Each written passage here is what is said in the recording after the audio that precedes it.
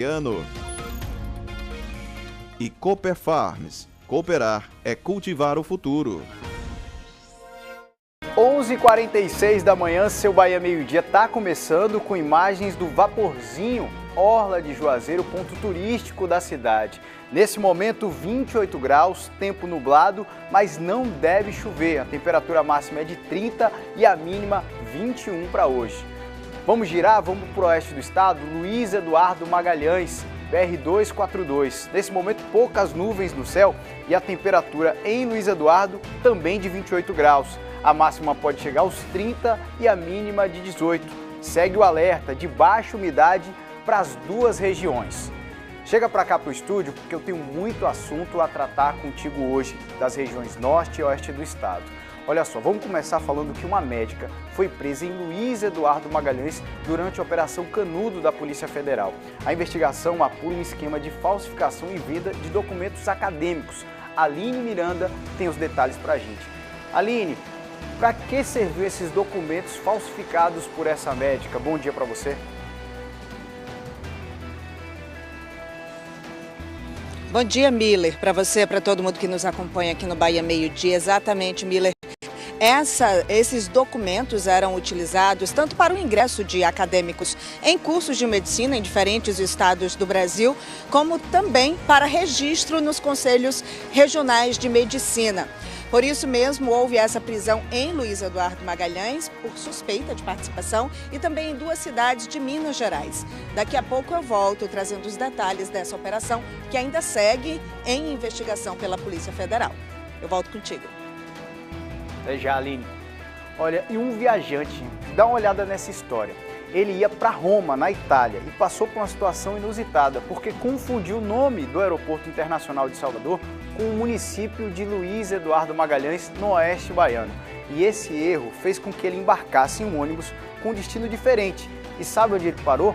Em Jacobina, porque no meio do trajeto ele percebeu que tinha mudado o nome do destino para o nome do aeroporto. O Thiago Santos vai explicar essa confusão para a gente. Thiago, como é que foi isso? Bom dia. Diga aí que situação, hein, Miller? Muito bom dia para você, para os colegas repórteres e para quem nos acompanha. A sorte foi que ele percebeu, né, conversando com uma passageira, que estava indo para o destino errado. Imagine se ele fosse parar em Luiz Eduardo Magalhães, bem mais longe que a cidade de Jacobina, no centro-norte baiano, onde ele conseguiu parar e conseguiu uma carona compartilhada que o levou para Salvador. Infelizmente, ele não conseguiu aí, ele não perdeu o voo dele para a Europa. Já já eu volto aqui no Bahia Meio-Dia trazendo os detalhes desse caso, né? Ele está lá a trabalho e essa situação, inclusive, acende um alerta para o que fazer em caso de comprar passagem errada, essas coisas. Já já eu trago as respostas, Miller. Tá certo, é curioso, é engraçado, a gente pensa que é inusitado, mas pode acontecer com qualquer pessoa. Trocar o nome do destino e no meio do trajeto você descobrir o que fazer se acontecer isso. Daqui a pouco o Thiago Santos volta aqui te contando. Olha, tem uma reportagem sobre o Pix Pensão. É que agora pagar a pensão alimentícia pode ficar mais simples. Uma nova lei permite que o valor seja transferido automaticamente pelo Pix. A medida promete facilitar o pagamento e reduzir a inadimplência. E, gente, para cuidar da saúde bucal, adultos e crianças costumam o quê? Escovar os dentes, usar fio dental, por exemplo. Mas como é que a gente faz com os bebês? Em Barreiras tem uma programação especial do Agosto Dourado que vai dar dicas, orientações e falar a respeito dos cuidados da saúde bucal de gestantes e também dos bebês. E hoje, 13 de agosto, é dia de celebrar a nossa Santa Baiana, porque foi nessa data, em 1933, que ela recebeu o hábito de freira e adotou o nome de Irmã Dulce. Uma data que para muitos fiéis é marcada pela gratidão, pelas graças concedidas. No norte do estado, a fé em Santa Dulce dos Pobres atravessa gerações. E nesse dia dedicado a ela, devotos relembram a história de caridade e agradecem as bênçãos e graças alcançadas por sua intercessão. E Barreiras recebe oportunidades de trabalho e estágio em mais uma edição do Feirão de Empregos. Quem vai trazer os detalhes para a gente é o repórter Carlos Augusto. Carlos, bom dia para você. Que maravilha, que boa notícia, hein, Miller? Bom dia para você, bom dia para todos que estão acompanhando esta edição do Bahia Meio Dia. Será que em Barreiras já tem data definida e também já está confirmado qual é o processo que as pessoas interessadas devem seguir para participar desse feirão? É o segundo que vai acontecer aqui em Barreiras e olha, uma ótima oportunidade para você voltar ao mercado de trabalho. Daqui a pouquinho eu vou conversar ao vivo com o presidente da CDL e ele vai trazer todos os detalhes para a gente no Bahia Meio Dia. Não perca. Miller, eu volto com você e a gente retorna já já. Já, Carlos, combinado. Muita gente curiosa para saber, né, sobre as vagas de emprego e de estágio também. Olha, moradores de Abaré, no norte baiano, reclamam dos problemas de abastecimento de água no município. Segundo os relatos da população, a situação se agravou desde junho e já afetou até o funcionamento de uma escola. Quem tem os detalhes é Amanda Franco. Oi, Amanda, bom dia para você.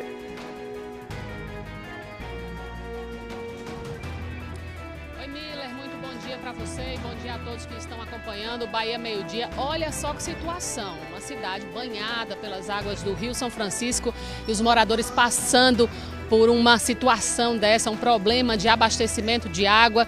Eles estão tendo que pagar água mineral, inclusive não só para beber, para fazer algumas situações em casa, lavar prato, lavar algumas roupas, né, quando é o jeito. Daqui a pouco eu trago os detalhes e nota também da Prefeitura e da Embasa. Miller. E a própria higiene pessoal, né, Amanda? A água a gente usa para tudo. Obrigado, até já. Hoje é dia 13 de agosto, dia de Santa Dulce dos Pobres e seu Bahia Meio Dia já está no ar. Fica com a gente.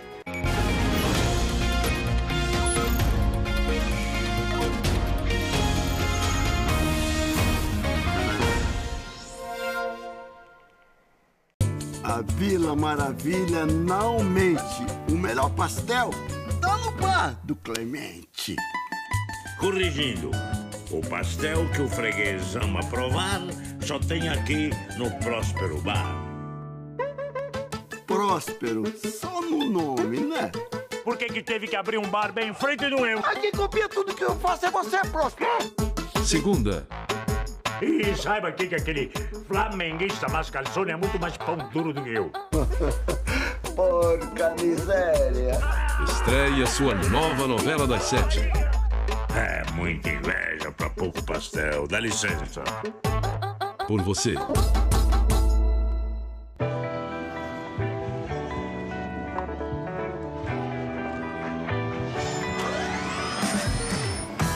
Show me the spot now, show me your fire, show me the rhythm, take it up higher, turn up the sound.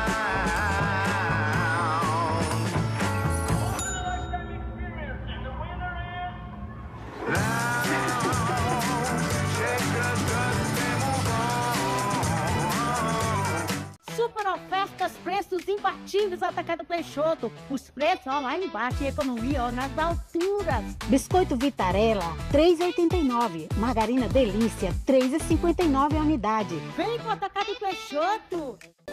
A vitrine que conecta campo, inovação, alta performance e sustentabilidade. Barra Agro Show.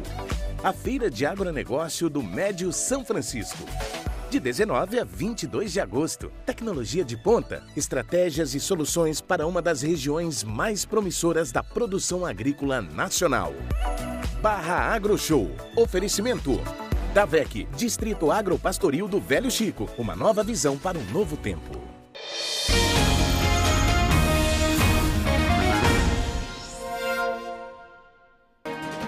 11h55, o seu Bahia Meio Dia está de volta com imagens de Barreiras. Nesse momento por lá está fazendo 29 graus. A temperatura máxima pode chegar aos 31 e a mínima 17. Não chove hoje em Barreiras também. Vamos girar, vamos aí para Juazeiro de novo. A imagem aí do vaporzinho Orla de Juazeiro. Nesse momento, por lá também 28 graus. 30 é a máxima, a mínima de 21, tempo nublado, mas não se engane não, tá abafado na região norte. Olha, um adolescente de 17 anos, investigado por ato infracional semelhante a homicídio qualificado, foi apreendido em Paulo Afonso. Segundo a polícia, ele foi localizado com uma arma de fogo, drogas e outros materiais. Tiago Santos tem mais informações. Tiago, contigo. Pois é, Miller, desde esse crime, né, desde quando aconteceu esse crime, no dia 24 de junho, lá em Paulo Afonso, a Polícia Civil vinha investigando esse caso e aí ontem conseguiu apreender esse adolescente de 17 anos que foi localizado aí com diversos materiais. De acordo com as informações da Polícia Civil, o crime aconteceu no bairro da Prainha, lá em Paulo Afonso, e ontem a polícia esteve aí em campo para cumprir esse mandado, né? As equipes apreenderam essa arma que, segundo a polícia, é apontada como a arma utilizada no homicídio, além também de porções de maconha, balança de precisão, embalagens para o acondicionamento de entorpecentes e uma arma branca e também uma quantia em espécie. Todo esse material foi levado para a delegacia da Polícia Civil e esse adolescente aí foi encaminhado para que seja cumprido, né, para o cumprimento da medida de internação provisória, enquanto as investigações continuam para que esse crime seja elucidado. Esse crime foi um crime que chocou bastante o município de Paulo Afonso, Miller, porque a vítima foi o filho de um ex-prefeito da cidade. A vítima é o Gabriel de Araújo Lima, que tinha 30 anos de idade. Ele era filho do ex-prefeito da cidade de Paulo Afonso, Flávio Henrique.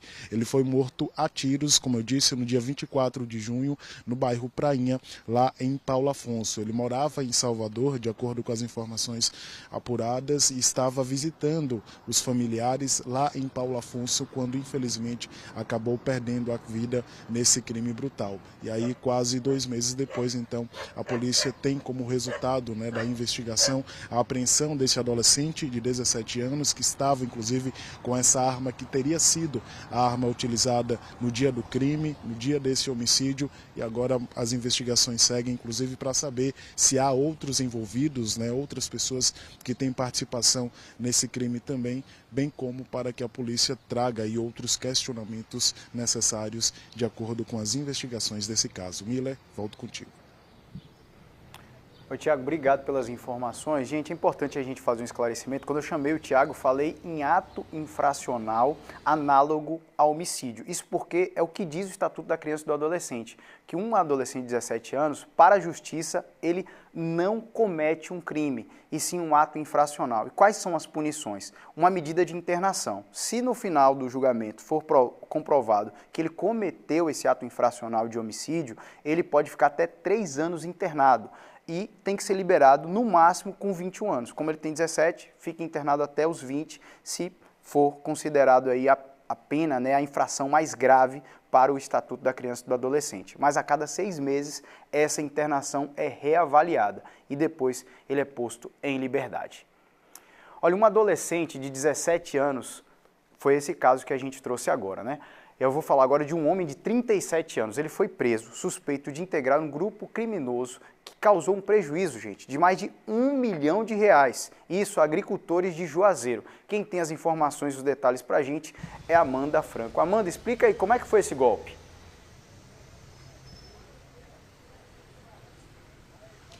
Miller, esse golpe, inclusive essa situação, ela já foi colocada em todos os veículos de comunicação, porque esse crime ele aconteceu em dezembro do ano passado. Esses produtores rurais aqui de Juazeiro, eles estavam fazendo essa negociação, essa compra de fertilizantes com preço abaixo de mercado.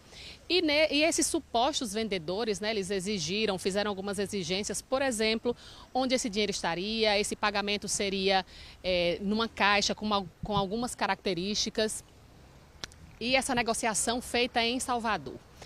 Esse é o segundo suspeito, né, que foi preso, porque um primeiro suspeito ele já tinha sido preso no início desse mês. Esse segundo de 37 anos, esse homem de 37 anos, ele foi encontrado em Brasília, né? Está preso preventivamente, justamente pelo crime de furto qualificado, integrando essa organização criminosa. Voltando para esse caso, olha como foi que aconteceu. Eles fizeram essa exigência, o dinheiro precisaria estar em uma caixa com algumas características. Esses agricultores chegaram aí para Salvador, fizeram essa negociação, fizeram o pagamento, né, desse valor alto e depois acabaram desistindo. Quando foram receber esse dinheiro, só entregaram uma caixa, né, com aquelas características semelhantes, mas apenas com parte do dinheiro.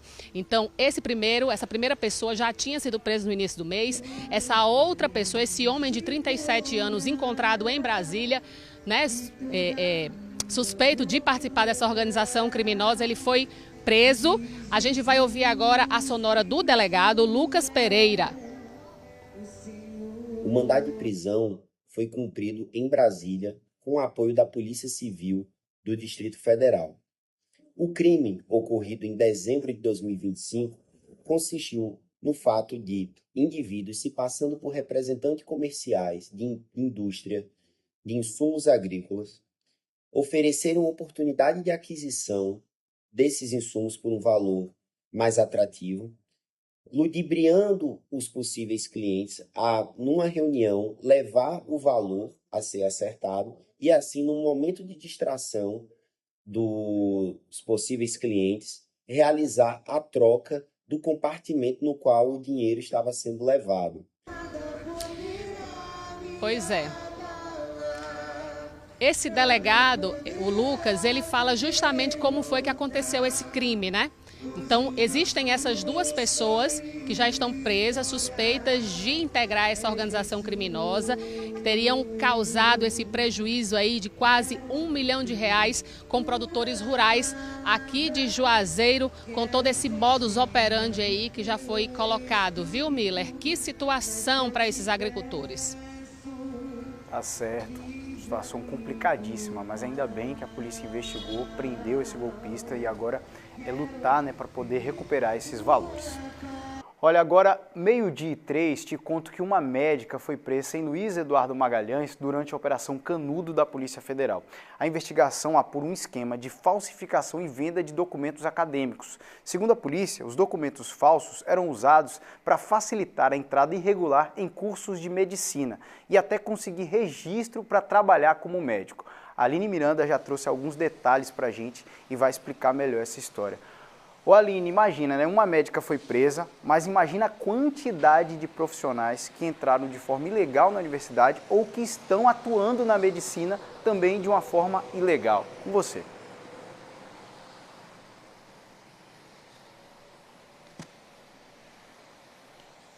É isso mesmo, viu, Miller? Essa situação, ela está sendo investigada pela Polícia Federal da do estado de Minas Gerais e acabou tendo também esse braço deflagrado aqui na região oeste, em Luiz Eduardo Magalhães, mas também tiveram outras prisões dentro da operação. Nós falamos ao vivo aqui da sede da Polícia Federal de Barreiras, que é exatamente a equipe que fez o cumprimento desse mandado de prisão lá em Luiz Eduardo Magalhães. A investigada ela foi apresentada no complexo policial aqui de Barreiras. Provavelmente a audiência de custódia deve acontecer ainda hoje nesse complexo de Baleza. A operação investiga um esquema de falsificação e comercialização de documentos acadêmicos, como você disse, Miller, que seriam usados para facilitar o ingresso irregular em cursos de medicina e até mesmo na obtenção de registro profissional dos conselhos regionais de medicina. Até o momento, de acordo com a Polícia Federal, foram 3 mandados de prisão cumpridos. 2 em Minas Gerais, nas cidades de Bocaiúva e de Montes Claros, e 1 em Luiz Eduardo Magalhães, no caso dessa médica, que aconteceu a prisão dela ontem à tarde. De acordo com a Polícia Federal, pelo menos 45 pessoas já possuíam registros como médicos ou médicas em conselhos regionais de diferentes estados e teriam adquirido os documentos falsos desse grupo. Entre os materiais fraudados estariam diplomas, históricos escolares, além de outros documentos acadêmicos. De acordo com a Polícia Federal, essas investigações elas tiveram início em 2023, depois que o Conselho Regional de Medicina do Rio Grande do Sul identificou um diploma falso apresentado para a obtenção do registro profissional e assim comunicou à Polícia Federal. Na época, uma mulher de 33 anos que já exercia a medicina também no Rio Grande do Sul.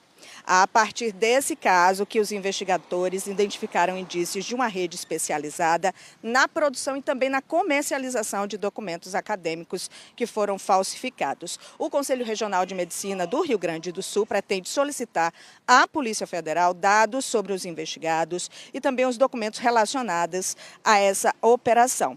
Como eu disse, a investigação ainda continua sendo realizada pela Polícia Federal de Minas Gerais. Ainda devem acontecer outros mandados de prisão, de busca e apreensão, para dar mais robustez a esses documentos. E, de acordo com a Polícia Federal, eles buscam identificar outras pessoas envolvidas, justamente para identificá-las e evitar que novas situações como essas aconteçam. Como eu disse, 45 pessoas já estavam exercendo a medicina em diferentes estados brasileiros, justamente por conta dessas documentações falsificadas. Eu volto contigo, Miller. Aline, obrigado pelas informações. A gente vai seguir acompanhando essa história porque é impressionante. Ela espalhou médico falso pelo Brasil inteiro a partir desses documentos. Muito obrigado. Olha, uma carreta saiu da pista, tombou e pegou fogo na BR-242 em Muquem do São Francisco, no oeste baiano. O motorista conseguiu deixar o veículo antes das chamas e foi levado para um hospital em Ibotirama. Quem tem os detalhes é Carlos Augusto. Carlos, como é que esse acidente aconteceu? Olha, Miller, antes de mais nada, né, muito boa tarde para você. Nós já passamos do meio-dia, né? Uma quinta-feira de sol, de calor aqui em Barreiras, você não imagina o calor que está fazendo.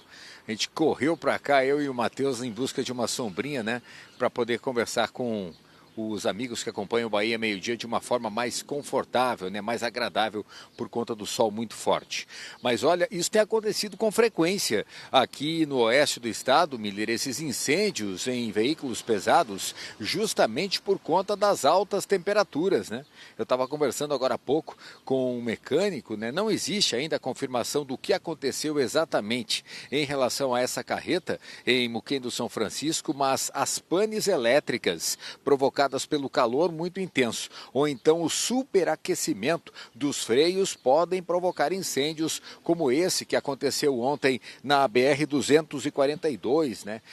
Sentido Barreiras e Ibotirama, aqui no oeste do estado. Essa ocorrência foi atendida por policiais rodoviários federais que foram informados desse incêndio, né, por volta de 3 horas da tarde, no auge do calor, né, temperatura muito elevada. A BR-242 foi pertinho da cidade de Muquem do São Francisco, quando a gente sai de Barreiras e vai em direção a Ibotirama. Segundo as informações que foram passadas para a nossa produção, esse veículo tombou e pegou fogo no trecho conhecido como Corredor da Morte. Fica mais ou menos perto da terceira ponte, isso no sentido Barreiras, a cerca de 6 quilômetros de Ibotirama. O que acontece também na BR-242? Quando a gente está chegando em Ibotirama, ela fica muito estreita, a BR, né? Não existe praticamente acostamento e as pessoas que não conhecem a estrada acabam enfrentando problemas, né? Muitas vezes saem da pista, tombam, e foi o que aconteceu com essa carreta especificamente.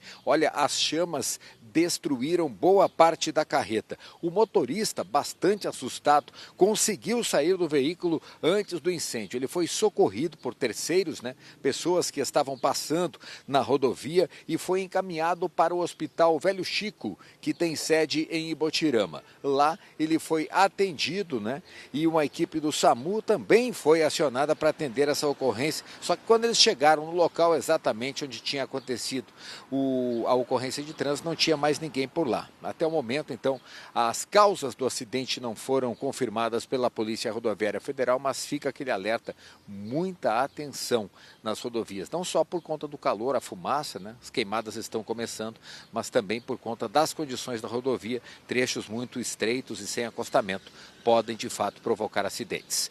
Miller, eu volto com você e daqui a pouquinho a gente retorna aqui para contar detalhes daquele mutirão do emprego e do estágio que vai acontecer na cidade. Já, já. Valeu, Miller. Combinado, Carlos. A gente quer notícia boa também. Olha, 12h10, o município de Juazeiro é um dos maiores exportadores de manga do Brasil. Um dos desafios dos produtores é controlar um inimigo bem pequenininho, mas que pode trazer grandes prejuízos. O Thiago Santos preparou uma reportagem que mostra recursos e alternativas para combater a mosca da fruta. A mosca das frutas é uma das principais pragas que ameaçam a fruticultura do Vale do São Francisco. Ela age perfurando os frutos para depositar seus ovos, cujas larvas eclodem e destroem a polpa da fruta por dentro. A cultura da manga, a gente já vem trabalhando há muito tempo com os produtores, porque o Vale do São Francisco exporta mais de 94% da manga para outros mercados, e são mercados bastante exigentes, e que existe essa necessidade de controlar e fazer o monitoramento. O monitoramento da população da praga é feito utilizando-se armadilhas que podem ser do tipo Jackson, confeccionada em papelão parafinado e de cor branca, para capturar espécie do tipo Ceratitis, a mais comum na região, ou ainda do tipo McPhail, utilizada para a captura de espécies genéricas.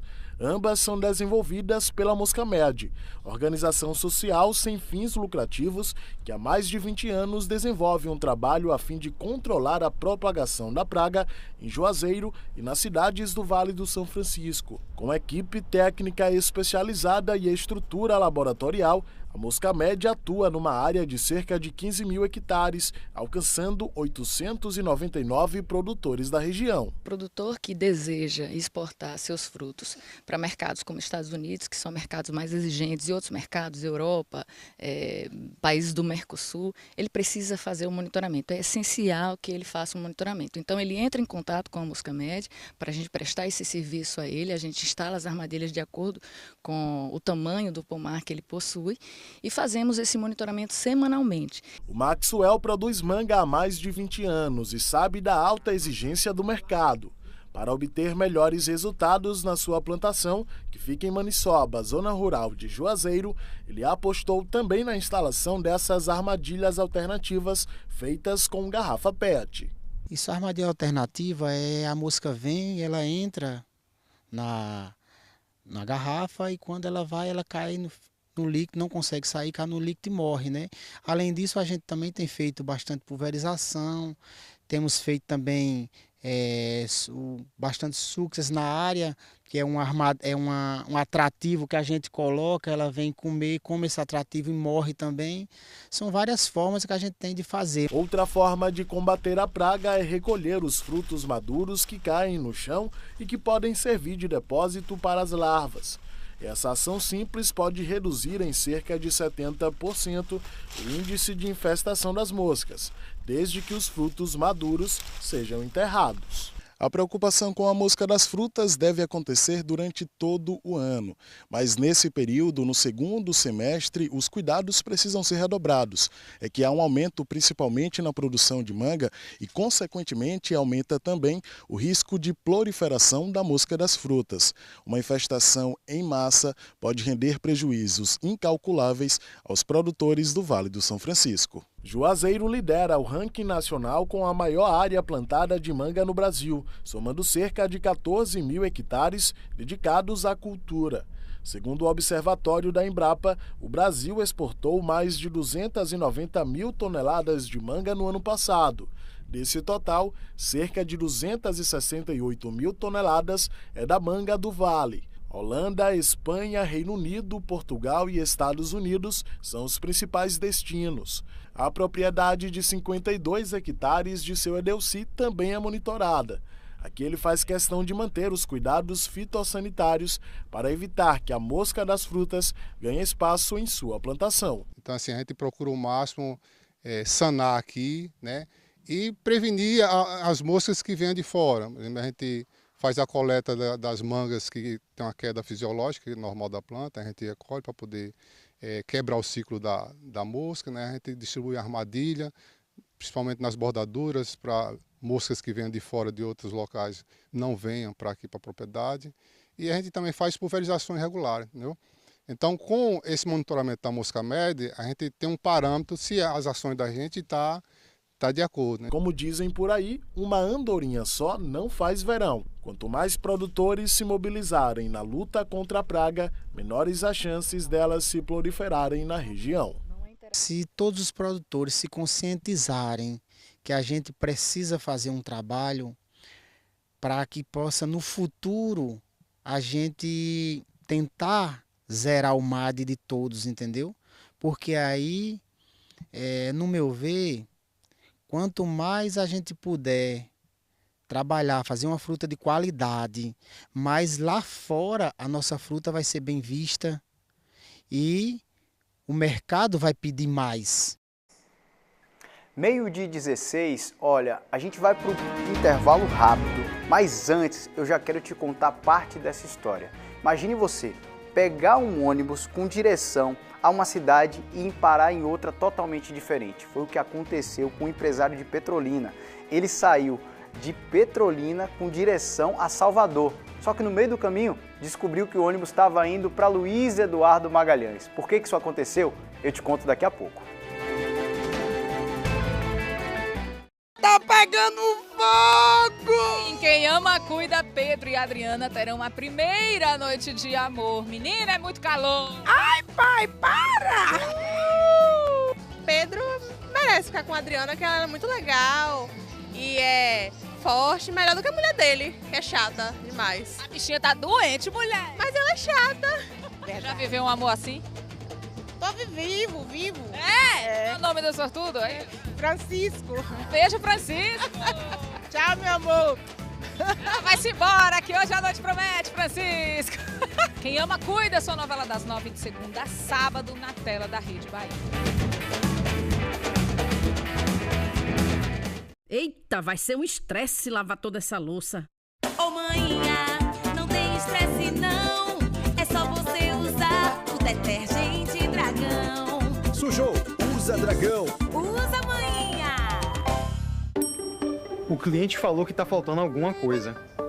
Tá faltando alguma coisa. Tá faltando alguma coisa. Tá faltando gestão? Vem pro Sebrae. Da logística ao fluxo de caixa? Vem pro Sebrae. Atenção, Barreiras! A Azevedo Materiais de Construção tem pisos de alta qualidade, variedade para todos os estilos e preço de fábrica que ninguém bate. Vem escolher o piso ideal e transformar sua obra economizando de verdade. Para Miranda, nada era tão ruim que não pudesse piorar. Até o momento em que esse cara cruzou o caminho dela. A vida não precisa ser uma série de desventuras. Mas é o que tá parecendo agora. Eu só tô aberto a todas as possibilidades que aconteçam. Até coisas ruins podem levar a coisas boas. Você tá sendo a nossa calma nessa tempestade. Eu acho que a gente se encontrou por alguma razão. O segredo, ouse sonhar. Hoje, na sessão da tarde.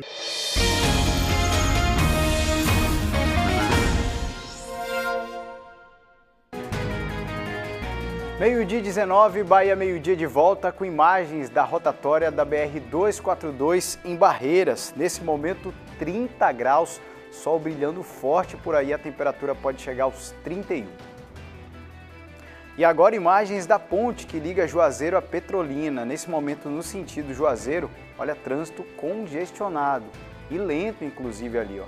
A gente está vendo que as motos conseguem circular com mais facilidade, mas quem está de carro ou de caminhão tem que ter paciência. Nesse momento, 28 graus a temperatura em Juazeiro, pode chegar até os 30. Olha, chega para cá para eu te contar o seguinte, ó, moradores de Abaré, no norte baiano, reclamam de problemas no abastecimento de água no município. Segundo os relatos da população, a situação se agravou desde junho e já afetou até o funcionamento de uma escola. Amanda Franco tem os detalhes para a gente. Amanda, contigo.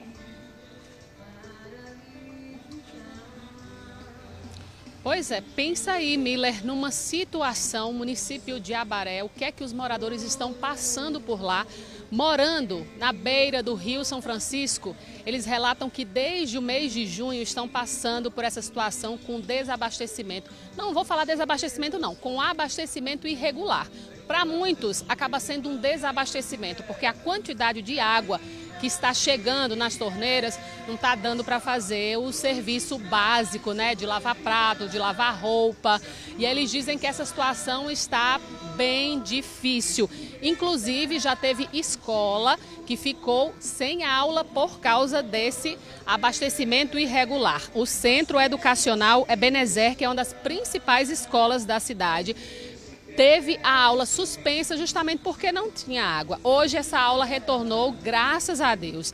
Aí os moradores estão tendo que comprar água mineral, que custa cerca de R$11, não só para beber, porque a gente sabe que água é básico, né? Então eles estão comprando a água mineral para poder conseguir lavar um prato, para poder conseguir lavar uma roupa de emergência, fazer alguns serviços básicos, que aquela água que deveria chegar, né, de forma correta ali na torneira resolveria. Agora pense você que está em casa, a situação sendo na sua casa, né? Resultado de tudo isso, louça suja, tudo sujo, porque nem todo mundo consegue comprar esse galão a R$11. Então, vamos lá para as notas. A prefeitura lá de Abaré informou à nossa produção que a falta de água registrada ontem no Centro Educacional Ebenezer não ocorreu de forma isolada lá na unidade, mas atingiu a vila de maneira geral em decorrência desse abastecimento na distribuição de água realizada pela Embasa, né? Que as demais escolas da rede municipal de ensino seguem funcionando normalmente, eles estão verificando, né, a situação, vem acompanhando essa situação em outras unidades escolares do município. A Embasa também enviou nota para a gente, informou que o sistema de abastecimento, né, de água lá para a sede é 24 horas por dia, interrompe apenas para manutenção emergencial e programada, e devido ao crescimento da cidade nos últimos anos, a parte alta da cidade pode apresentar pressões mais baixas à noite. Para melhorar esse abastecimento das áreas altas, a Embasa vai lançar ainda esse ano uma licitação visando a contratação da obra de ampliação do sistema. É isso, os moradores estão falando que esse problema aconteceu desde junho, viu, Miller? Mas a Embasa está dizendo que está abastecendo o município normalmente. Certo, se os moradores estão falando que não está caindo água na torneira, a Embasa no mínimo tem que checar, apurar para ver o que está acontecendo, né? Muito obrigado, Amanda, até já. Olha, vou me aproximar aqui da câmera para contar para você o seguinte, ó, olha essa história. Um viajante seguia para Roma, na Itália, e passou por uma situação inusitada, após confundir o nome do Aeroporto Internacional de Salvador com o município de Luiz Eduardo Magalhães, no oeste baiano. E esse erro, gente, fez com que ele embarcasse em um ônibus com um destino diferente e acabasse em Jacobina. O Thiago Santos vai chegar aqui para contar essa história para a gente. Agora, Thiago, é o seguinte, o que eu estou mais impressionado é que Juazeiro para Jacobina são mais de 200 quilômetros. Imagine quantas horas de viagem ele passou no ônibus sem saber que ao invés de estar indo para Salvador, estava indo para Luiz Eduardo, que é totalmente o oposto o caminho. Imagina aí, conta pra gente essa história, todo mundo tá curioso. Ele chegou, enfim, na Europa? É uma confusão grande mesmo, viu, Miller? Mas ele conseguiu chegar na Europa, não perdeu o voo dele. Realmente foi uma situação confusa aí, que realmente gerou aí muitos memes, né, muitos comentários nas redes sociais. Ele saiu de Petrolina, cidade aqui vizinha, né, logo após comprar sua passagem no aeroporto de Salvador, aeroporto Luiz Eduardo Magalhães. Ele entendeu que o voo ia sair lá, de Luiz Eduardo Magalhães. Porém, né, o voo ia sair de Salvador. Então ele comprou a passagem para Luiz Eduardo Magalhães, saindo de Petrolina. E aí, achando, na verdade, né, que estava indo para Salvador. E aí, no meio desse caminho, conversando com uma passageira, ele percebeu que o caminho estava diferente, era um caminho estranho, né, que o ônibus estava tomando. E aí, conversando com essa passageira, ele percebeu que, na verdade, ele estava indo, né, para Luiz Eduardo Magalhães. A sorte dele foi que ele parou na cidade de Jacobina, quando ele percebeu esse erro. A cidade de Jacobina, eu pesquisei aqui, Miller, fica distante cerca de 345 quilômetros de Salvador. Se ele tivesse seguido viagem e ido lá para Luiz Eduardo Magalhães, a distância de Luiz Eduardo Magalhães, que fica no oeste, é de quase 1.000 quilômetros de Salvador. Então, com certeza, o susto seria maior. A sorte dele também, além de ter parado lá na cidade de Jacobina, foi que ele conseguiu, num aplicativo de carona compartilhado, uma pessoa que estava saindo naquele horário ali de noite para Salvador, e aí ele conseguiu então pegar essa carona para a cidade, ficou lá, né, temporariamente até o horário do seu voo. Ou seja, ele não perdeu o voo em direção à Europa. Conversamos com ele hoje pela manhã, ele disse que está lá na Polônia, deve ir para Roma, né, na Itália, nos próximos dias. Ele é um empresário da cidade de Petrolina e que está indo lá, né, para a Europa a trabalho. Essa situação toda, né, rendeu aí, como eu disse, um vídeo que viralizou bastante nas redes sociais. Vamos ouvir o relato do João Paulo, o que foi que aconteceu de fato e como é que ele se sentiu. Levou pelo menos a situação de uma forma bem humorada. Vamos conferir.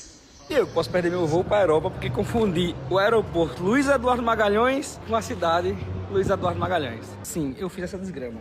Era para eu estar em Salvador agora, pegando meu voo, e estou agora numa cidade chamada Jacobina, que é no interior da Bahia aqui. Na hora de comprar a passagem de lá, embarque em Luiz Eduardo Magalhães. Lá vai eu comprar minha passagem de ônibus, compro o quê? Para a cidade Luiz Eduardo Magalhães, sendo que o aeroporto de Salvador é o de Luiz Eduardo Magalhães. Estamos aqui agora, uma cidadezinha chamada Jacobina, esperando o Salvador da Pátria. Só percebi, porque sentou a menina do meu lado que tinha perdido a identidade e ela falou que estava indo para Patos. Quando o ônibus fez uma volta que normalmente ele não faz quando vai para Salvador, eu percebi que esse ônibus não estava indo para lá. Graças a Deus, foi enviado de Deus. Obrigado, menina, que eu não conheço. Oi, gente, a gente dá risada, mas imagina o perrengue que o João Paulo passou. E isso pode acontecer com qualquer pessoa, porque muitas vezes a gente vai comprar uma passagem ali, acaba trocando o horário ou mudando o destino. Agora eu quero saber, Tiago, se isso acontece com uma outra pessoa, tem como trocar a passagem, recuperar ou tem que pagar alguma taxa? O que é que a gente faz? Olha, Miller, foi um perrengue, mas pelo menos foi um perrengue chique, né? Aí ele sai na vantagem. Olha só, a gente está aqui na rodoviária de Juazeiro, tá? Essa situação foi lá em Jacobina. A gente está aqui só para contextualizar o pessoal. O movimento está bem tranquilo agora nesse momento. Como você disse, essa situação acende aí, né, um alertazinho, um questionamento, o que fazer. Segundo eu peguei aqui as informações com o pessoal da rodoviária, também algumas informações aí no site da Gerba, você pode trocar a passagem, Miller, de data e até mesmo cancelar essa viagem se você fizer essa mudança, né, 3 horas antes do seu embarque. Então vamos supor, meu ônibus é 4 horas da tarde. Eu tenho até 1 hora da tarde para poder cancelar essa passagem sem pagar multa ou até mesmo trocar de data, escolher uma outra data, escolher um outro horário. Se você fizer isso depois, né, desse período, próximo ali ao seu horário de embarque, ou depois você vai ter que pagar aí uma multa de cerca de 20%. Essa é uma orientação da Gerba que as empresas seguem. Há uma mudança que inclusive foi anunciada esse ano, estava pesquisando no site da Gerba, as pessoas que comprarem passagem intermunicipal também podem transferir para uma outra pessoa. Antes isso não era possível, então pode também transferir para uma outra pessoa também considerando isso. Sem nenhuma multa, 3 horas antes do embarque, depois de 3 horas ou depois já do embarque, né? 3 horas, depois de 3 horas antes do embarque e logo após o embarque você tem que pagar também 20% de multa. Mas isso também, uma ressalva, Miller, só vale para origem e destino iguais, né, do jeito que você comprou. No caso dele, por exemplo, que estava querendo ir para Salvador e ele tinha comprado a passagem para Luiz Eduardo Magalhães, não vale. Só vale, por exemplo, se eu fizer, né, essa troca para Salvador. Eu posso trocar de dia e de horário para Salvador. Sendo uma outra cidade, não tem para onde fugir. Tem que comprar uma outra passagem mesmo, tá? Basicamente é isso. Volto contigo. Tiago, obrigado pelas informações, né? O prejuízo dele foi pequeno, viu, gente? Porque assim, ele já estava no meio do caminho, já tinha viajado aí cerca de 5 horas entre Juazeiro e Jacobina. Conseguiu uma carona e aí seguiu para Salvador e não perdeu o voo. Já está lá na Europa. Como o Tiago falou, foi um perrengue, mas um perrengue chique. 12h29, olha só. Te conto agora que pagar pensão alimentícia pode ficar mais simples. Uma nova lei permite que o valor seja transferido automaticamente pelo Pix. A medida promete facilitar o pagamento e reduzir a inadimplência. A gente tem uma reportagem que explica como vai funcionar essa novidade.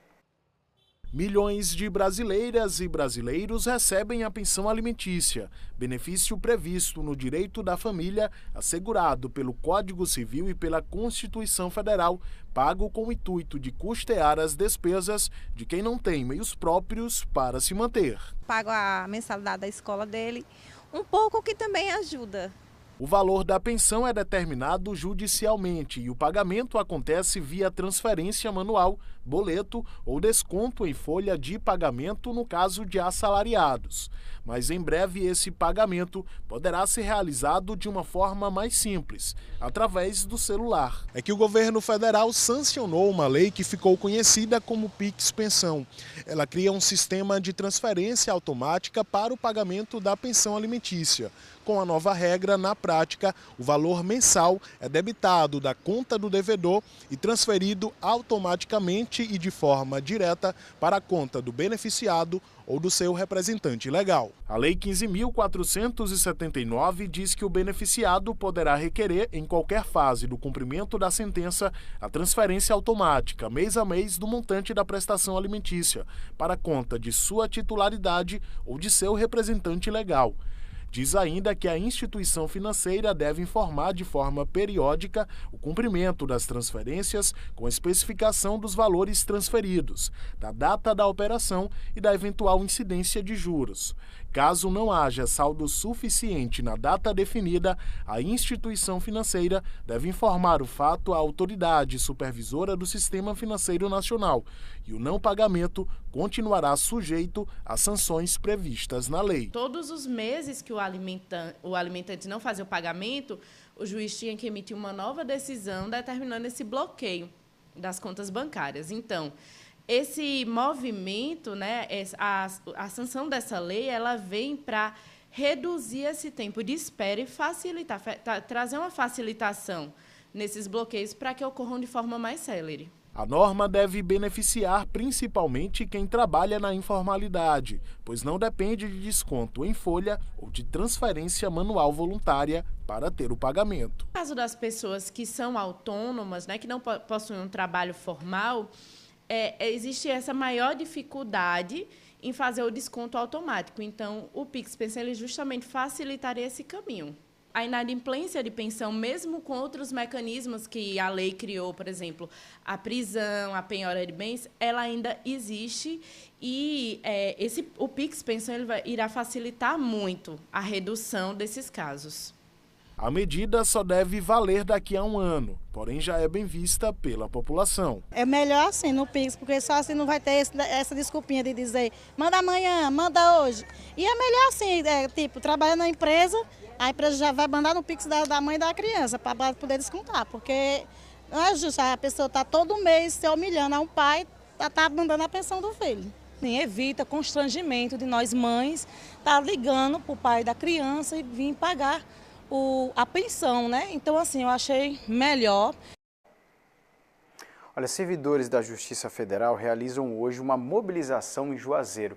O ato faz parte de uma paralisação nacional de 24 horas e reivindica a reestruturação da carreira e a recomposição salarial da categoria. Segundo o sindicato, a Bahia tem um déficit de mais de 700 servidores no Judiciário Federal. A nossa produção entrou em contato com a Justiça Federal para buscar um posicionamento sobre as reivindicações dos servidores, mas até o fechamento desta edição não tivemos retorno. Olha, 12h32, quem está em busca de uma vaga de emprego, uma oportunidade em Barreiras, a segunda edição do Feirão de Empregos acontece no dia 20 de agosto, com vagas para diferentes perfis. Quem tem mais informações para a gente é Carlos Augusto, que já trouxe aí que esse feirão vai movimentar a cidade, porque tem muita gente em busca de oportunidades, né, Carlos?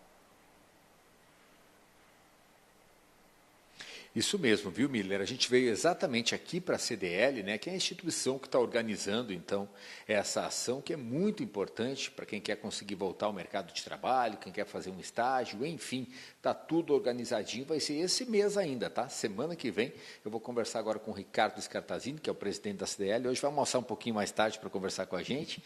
20 de agosto, então, né, Ricardo? Seja bem-vindo. 20 de agosto, próxima quinta-feira. Bom dia a todos os nossos ouvintes aqui da TV, é um prazer estar falando sobre esse assunto tão importante que é empregabilidade. E para esse dia 20 de agosto, a gente tem realmente um dia recheado de coisas boas, então a gente tem deve chegar ali em torno de 150 vagas disponíveis, tanto para estágio quanto para CLTs. Então, a gente convida toda a população, você que está em busca do seu emprego, da sua vaga de estágio, você que é jovem e quer iniciar no mercado de trabalho, ou você que já é experiente também, venha com a gente para esse dia especial, quinta-feira, dia 20 de agosto. A você, empresário, que está demandando vagas também, busque a CDL, porque realmente vai ser um dia muito importante. É a segunda edição, inclusive, desse evento, dessa feirão de empregos e estágio aqui na nossa instituição. E vai ser aqui no auditório mesmo, né, Ricardo? O dia todo. Exatamente, das 9 horas da manhã às 17 horas. Então, o dia todo vamos estar com toda a nossa equipe preparada nesse plantão. Inclusive, nós teremos algumas empresas âncoras aqui disponibilizando 10, 15 vagas, já com sua equipe de RH pronta para receber você que busca esse estágio, que busca esse emprego. Então, venha preparado já para uma entrevista, envie seu currículo e faça sua pré-inscrição através da nossa rede social, do Instagram da CDL, @CDLBarreiras, e já venha preparado, porque pode ser que nesse dia, nessa quinta-feira, você consiga o seu tão sonhado e tão esperado vaga de trabalho. Será que quem não tem experiência consegue também, Ricardo? Com certeza. Hoje nós temos muitas empresas buscando pessoas, estagiários, inclusive de modo especial, ali, esses jovens que estão ingressando agora no mercado de trabalho, que são estudantes também, né, que é pré-requisito básico para você conseguir uma vaga de estágio, mas também muitas empresas não buscam pessoas somente com experiência, então buscam pessoas que estão ingressando no mercado. A regra é o seguinte: você quer realmente trabalhar? A gente costuma falar, tem aquele brilho nos olhos para entrar e para fazer a diferença numa empresa? Seu lugar é aqui. Ótimo. Muito obrigado, então, Ricardo. 20 de agosto, viu? Mas não esqueça de se inscrever logo, como o Ricardo explicou o procedimento, para você conseguir a sua oportunidade. Miller, estou voltando com você ao vivo e a gente segue aqui em Barreiras. Muito obrigado, Carlos, a você, ao nosso entrevistado.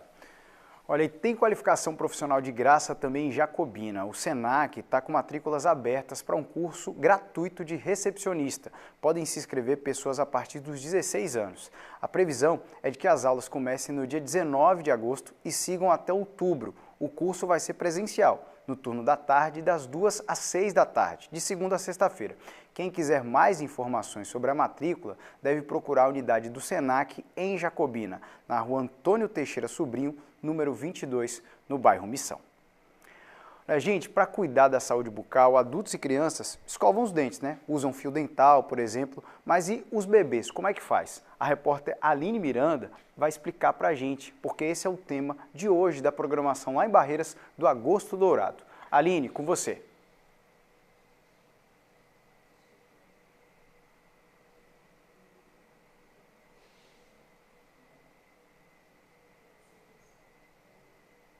É isso mesmo, Miller. Uma programação bem extensa que está acontecendo justamente por conta do Agosto Dourado, que é um mês aí de conscientização referente ao aleitamento materno. E é justamente por isso que a gente está aqui no Centro de Atendimento à Mulher, esse centro que é especializado, que tem diversos atendimentos e que hoje, por sinal, teve programação, como você disse, para a questão de saúde bucal. Quem está comigo para trazer todos os detalhes dessa programação é a Emanuela Oliveira, que é coordenadora aqui do CAN em Barreiras. Emanuela, primeiramente, boa tarde. Explica para quem nos acompanha o tema dessa palestra de hoje, a importância dele. Boa tarde a todos. É isso, Aline.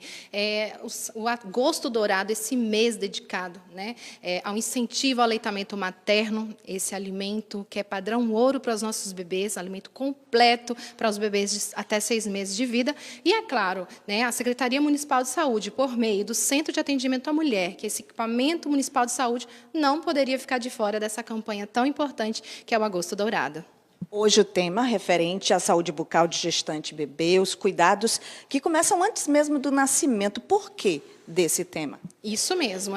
Quando a gente fala de cuidados da saúde bucal, né, a gente traz, muitas mulheres não sabem, muitas gestantes, mas um problema de uma cárie, por exemplo, pode levar um aborto, pode levar consequências para essa gestação. Então, a gente trouxe a nossa acadêmica de odontologia para falar desse tema tão importante que é a saúde bucal na gestação do bebê, né, os cuidados que começam aí desde o nascimento. Então, essa programação foi no dia hoje, né, amanhã, né, nós iniciamos, na verdade, Aline, no dia 11, né, onde a gente trouxe os aspectos nutricionais com o nosso nutricionista, que faz parte da equipe multidisciplinar aqui do Centro de Atendimento à Mulher. Demos continuidade ontem, hoje, né, hoje e amanhã com a programação do nosso nutricionista. E no dia 19, aliás, nós vamos estar com a ação integrada com a maternidade municipal, centro de parto normal, onde a gente vai levar informações sobre saúde da mulher na gestação, parto e puerpério. Também tem dia 21, que é o ponto alto dessa programação, com diversas palestras importantes. Justamente. O dia 21 é o dia D da nossa Semana Dourada, onde a gente vai acolher novos profissionais tanto do nosso quadro, da equipe multidisciplinar, como a neuropsicóloga Ramayana Raja, onde ela vai trazer a informação sobre a importância da saúde mental na gestação, né, como lidar, né, com a mudança física e emocional, né, dessa gestante, com a mudança do corpo, né, dos aspectos físicos e emocionais dessa gestante. E também nós vamos ter a enfermeira Núbia Cristine, né, Oliveira, que é coordenadora do Banco de Leite Humano do município de Barreiras, do Hospital do Oeste, onde ela vai falar como que essa mulher pode doar o seu leite materno. Né? É um gesto de amor que salvam vidas. Né? Até conversando com ela, 1 litro de leite humano ele pode alimentar até 10 recém-nascidos no dia. É muito importante a gente falar sobre o tema, por isso mesmo, uma programação bem extensa aqui em Barreiras. Miller, eu volto contigo. Tá certo, Aline. Obrigado a você, a nossa entrevistada. Olha, equipes do 20º Batalhão de Bombeiros Militares foram acionadas para retirar um enxame de abelhas que estava numa árvore no bairro Vale Verde, conhecido como Predinhos, em Bom Jesus da Lapa, na noite de ontem. Segundo os bombeiros, as abelhas estavam oferecendo risco aos moradores da região. A equipe então realizou a retirada do enxame sem complicações ou danos. E depois da extração, os insetos foram soltos num ambiente controlado e distante da população.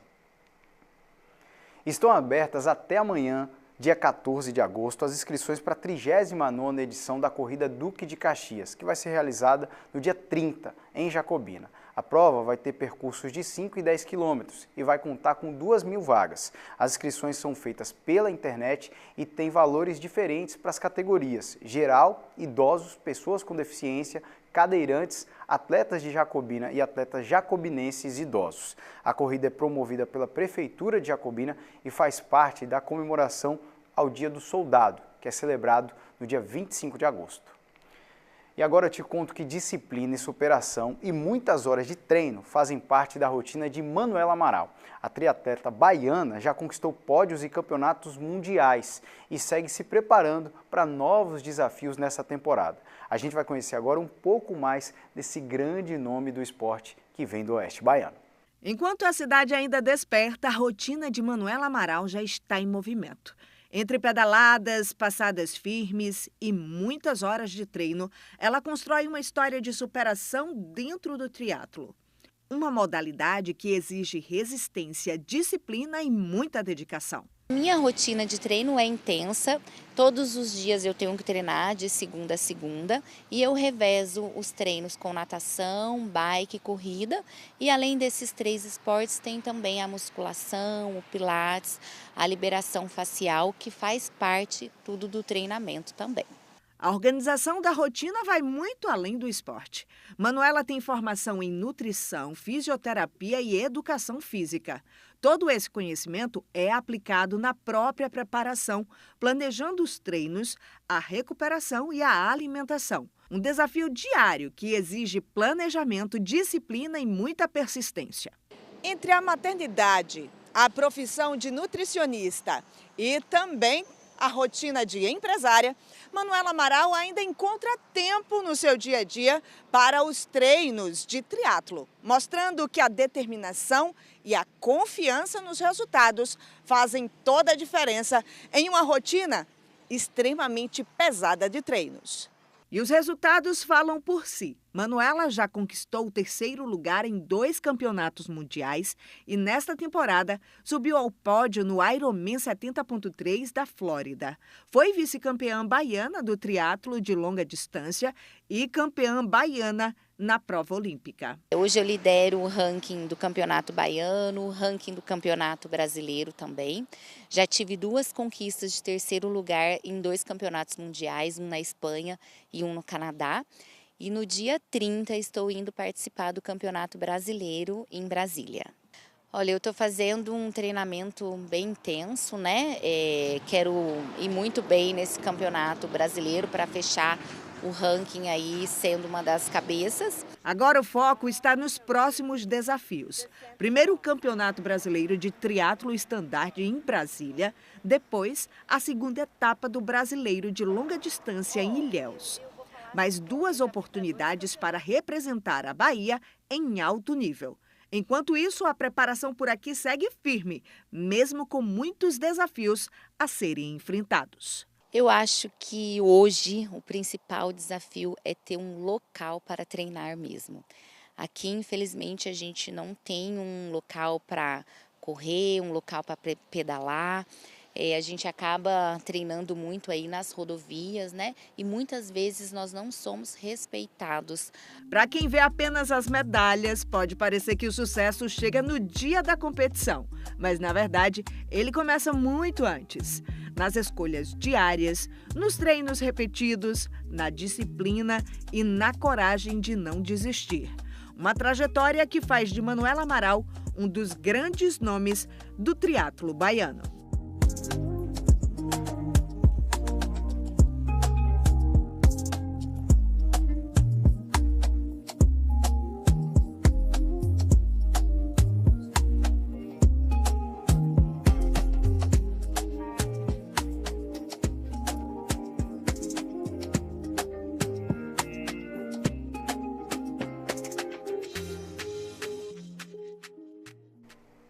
Que exemplo, né, pra gente.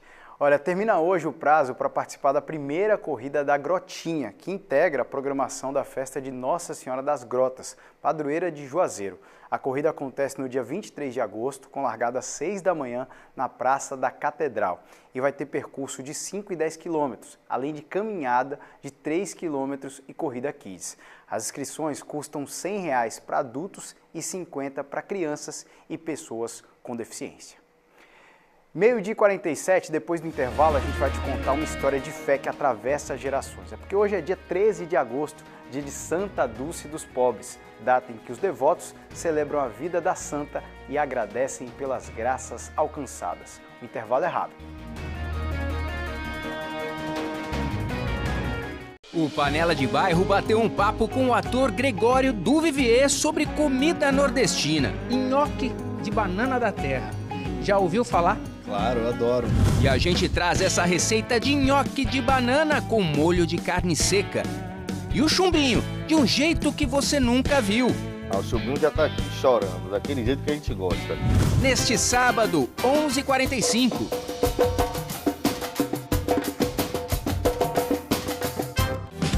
Variedade e economia em um atacado gigante. Aqui na Lojas Victor você encontra tudo em um só lugar. Lojas Victor, aqui você encontra variedade e preço baixo. Venha pra cá. Lojas Victor Atacadista, Clériston Andrade, ao lado do Hotel Bougainville, em Barreiras. Interrompemos a nossa programação para anunciar que no Hiper X-Cap você pode ganhar de uma só vez 1 milhão e muito mais. Compre nas lotéricas e demais pontos de venda. É da Caixa Capitalização. Hiper X-Cap. Sua graduação presencial começa na maior do Nordeste, há 23 anos transformando vidas através da educação superior.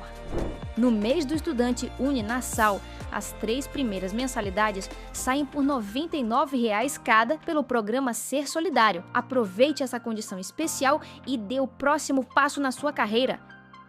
Inscreva-se agora em uninassal.edu.br.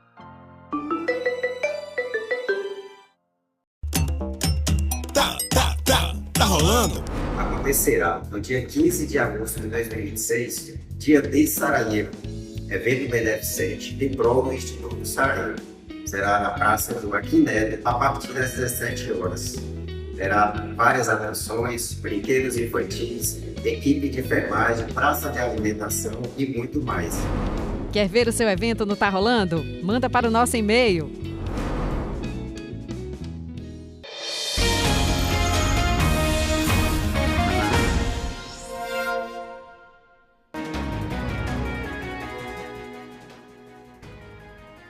Meio-dia e 50 na sua tela, aquela imagem que mais parece uma fotografia. Bom Jesus da Lapa, nesse momento 31 graus, a máxima chega a 32 e a mínima 18.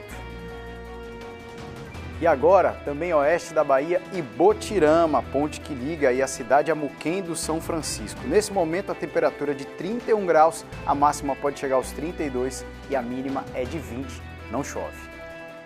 Eleições 2026. Hoje foi o quarto dia de entrevistas da Central de Eleições da Rede Bahia, com os candidatos ao governo do estado. Por ordem definida em sorteio, o quarto convidado foi o candidato Ronaldo Mansur, do PSOL. A sabatina aconteceu às 9h30 da manhã e foi transmitida ao vivo no canal do YouTube da Bahia FM, com cobertura completa do G1 Bahia e nas redes sociais.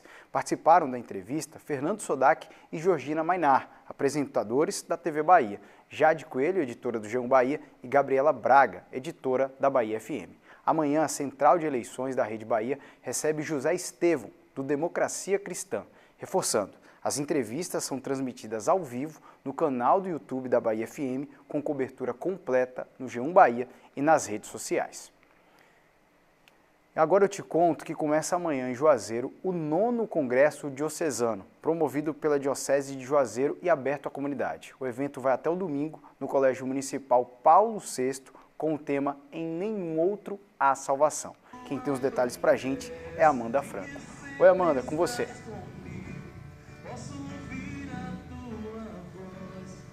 Pois é, Miller, esse é um congresso extremamente importante para a comunidade católica.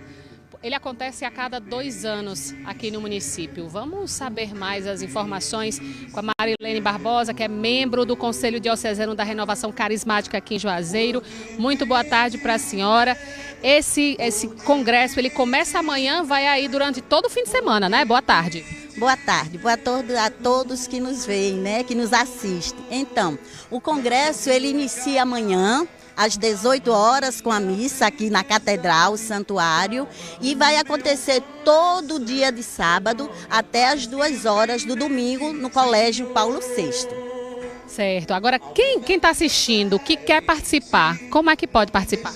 Então, para nós que estamos assistindo e que temos o desejo de participar, a gente pode se inscrever de forma online pelo site, né, do movimento, mas também a gente pode comprar pulseira lá no encontro ou em qualquer grupo de oração aqui da Diocese. Qual o valor da pulseira? R$ 35,00. Agora lá também vai ter espaço para criança, para adolescente? Então, assim, esse congresso ele vai ter espaço para todas as idades, né? Mas a gente vai ter o Espaço Kids, que é o congressinho, onde as crianças também participarão da mesma programação do congresso e para os adolescentes também. E para nós de mais idade. Quero agradecer a sua entrevista.